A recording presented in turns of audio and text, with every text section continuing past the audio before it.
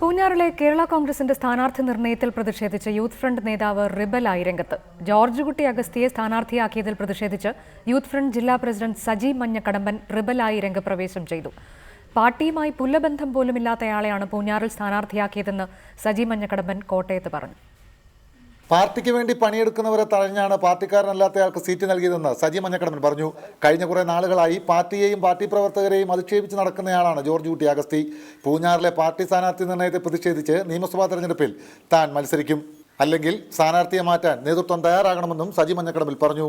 Seat പ്രഖ്യാപിച്ചപ്പോൾ സത്യത്തിൽ ഞെട്ടിപ്പോയി. ഞാൻ കേരള കോൺഗ്രസുമായിട്ട് പുലബന്ധമില്ലാത്ത ഇയാളിനെ മാറ്റി പുതിയ അല്ലെങ്കിൽ കേരള കോൺഗ്രസുമായിട്ട് വികാരം മാനിച്ചുകൊണ്ട് കേരള കോൺഗ്രസിൽ പ്രവർത്തിക്കുന്ന എനിക്ക് വേണമെന്ന് ഞാൻ പറയുന്നില്ല, കേരള കോൺഗ്രസിൽ പ്രവർത്തിക്കുന്ന ഒരാൾ കൊടുക്കട്ടെ പാർട്ടി. PC ജോർജ് പാർട്ടിയിൽ നിന്ന് പോയതോടെ പൂഞ്ഞാറിൽ തന്നെ പരിഗണിക്കുമെന്ന് നേതൃത്വം അറിയിച്ചിരുന്നു.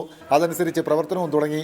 തനിക്ക് സീറ്റില്ലെങ്കിലും കുഴപ്പമില്ല, ജോബ് മൈക്കിളിനെയോ പ്രിൻസ് ലൂക്കോസിനെയോ പരിഗണിച്ചിരുന്നുവെങ്കിലും പ്രവർത്തകർക്ക് പ്രതിഷേധം ഉണ്ടാകുമായിരുന്നില്ലെന്നും സജി മഞ്ഞക്കടമ്പിൽ പറഞ്ഞു. റിപ്പോർട്ടർ, കോട്ടയം.